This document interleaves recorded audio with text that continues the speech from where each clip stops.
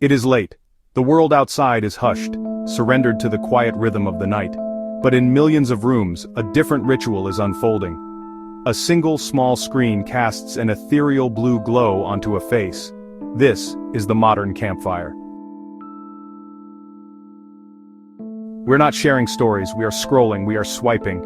We journey through an endless river of images, updates, opinions. Each flicker of the screen is a whisper from a world that is everywhere and nowhere at once. We tell ourselves it is just for a moment, a way to unwind before sleep. But the minutes stretch into an hour, then another. What is this powerful force that holds us captive in the dark? This nightly communion is more than just a habit. It is a deep, neurological transaction. We're not merely observing, our brains are actively participating in a complex dance with the digital world. Deep within the intricate architecture of our brain lies a system that has ensured our survival for millennia. It is the reward pathway. This network is fueled by a powerful neurotransmitter called dopamine. When we do something that our brain perceives as beneficial, eating a nutritious meal, accomplishing a difficult task, receiving social approval, it releases a small burst of dopamine.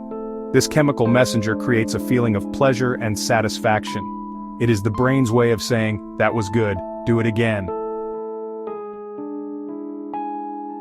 This ancient mechanism drove our ancestors to seek food, find mates, form communities. Seek food, find mates, form communities. It is the very engine of our motivation. Now consider the social media environment. It has been designed, whether intentionally or not, to hijack this very system. Every time your phone buzzes with a notification, a like, a comment, a new follower, a like, a comment, a new follower, your brain receives a tiny, unpredictable reward. This is not so different from the mechanism that powers a slot machine in Las Vegas. The unpredictability is key. If you knew exactly when the reward was coming, it would lose its power. Since the dawn of self-awareness, humanity has been fascinated with its own reflection. The ancient myth of Narcissus, who fell in love with his own image in a pool of water, serves as a timeless warning. Today, that pool of water has been replaced by the digital profile. We are all curators of our own online museums, carefully selecting the artifacts we want the world to see. We post the triumphant graduation photo, but not the failed exam. We share the exotic vacation, but not the credit card bill that follows. We showcase the picture-perfect family dinner, but not the argument that preceded it. This is the creation of the digital self, a polished, idealized version of who we are. This act of curation is a new and complex psychological task. It forces us to constantly view our lives through the lens of an audience. Every experience becomes a potential post, every moment a potential performance. This creates a persistent, low-level anxiety. Is this interesting enough? Is this photo flattering enough? How will this be perceived? We begin to live a life in the third person, observing ourselves as we believe others will observe us. This external validation becomes the primary measure of our self-worth. The number of likes, shares, positive comments becomes a public scorecard for our lives. It is a fragile foundation upon which to build an identity. The consequence of this endless performance is a phenomenon psychologists call social comparison. Our attention is one of our most precious mental resources. It is the gateway to all other cognitive functions. Memory learning, deep thought. For millennia, our brains developed the capacity for focused, sustained attention to track prey for days, to master complex toolmaking, to pass down intricate oral histories. To track prey for days, to master complex toolmaking, to pass down intricate oral histories. This deep focus is the bedrock of human ingenuity and culture. We now live in what has been termed the attention economy. In this economy, your time and your focus are the commodities being bought and sold.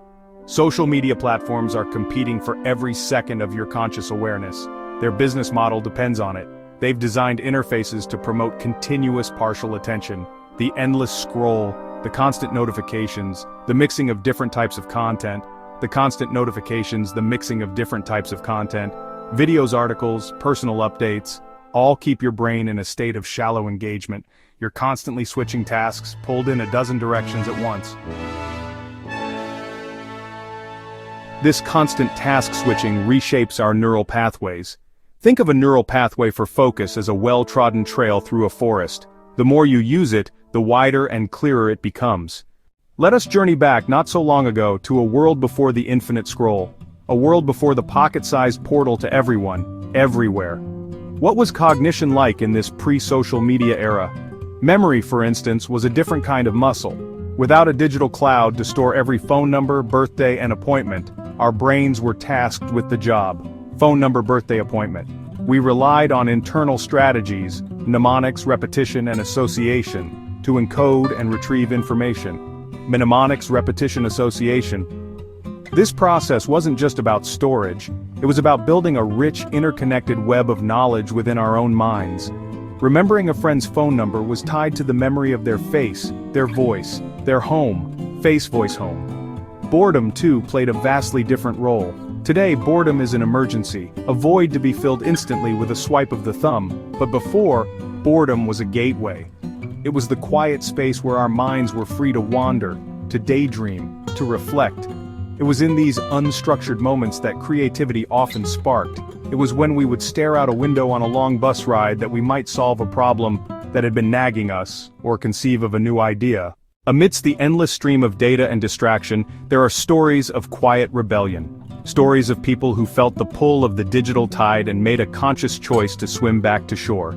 Consider the story of Sarah, a graphic designer in her late 20s. She found her creativity dwindling, her evenings consumed by comparing her life to the curated perfection she saw online. She felt a constant low-grade anxiety. Her solution was radical in its simplicity: a digital Sabbath. Every Saturday from sunrise to sunset, her phone, laptop, and all other screens were turned off and put away. The first few weeks were agonizing. She felt phantom vibrations in her pocket and an overwhelming urge to check. But then, something shifted. In the forced silence, she began to notice the world again. She heard the birds outside her window. She rediscovered her love for painting, spending hours with a canvas, completely absorbed, a feeling of deep focus she hadn't experienced in years. She reconnected with friends, not through comments and likes, but through long walks and uninterrupted conversations where no one's gaze drifted to a screen. Sarah discovered that the validation she had been seeking from hundreds of anonymous followers paled in comparison to a single, genuine laugh shared with a friend face to face. Her story is not about abandoning technology but about reclaiming its place as a tool, not a master. We stand at a unique crossroads in human history. We are the first generations to navigate life with a supercomputer in our pockets, a portal to the collective consciousness of humanity. This technology is not inherently good or bad, it is a powerful amplifier. It can amplify our best impulses, creativity, empathy, desire for connection, but it can also amplify anxieties, addictions, distraction. The path forward is not a fearful retreat from technology, it is a bold advance into a new era of consciousness, digital mindfulness, using technology with intention and awareness, not on autopilot. It begins with small, deliberate acts, placing the phone away, turning off non-essential notifications, reclaiming silence so thoughts can breathe, consciously curating our feeds, filling feeds with content that educates, content that inspires, content that genuinely connects us, setting boundaries, creating screen-free times and places, the dinner table, the bedroom, giving full, undivided attention to people and the world in front of us. Ultimately, the goal is balance. The future isn't choosing virtual over real. It's building a bridge between them, a bridge of intention, awareness, and deep respect for human connection.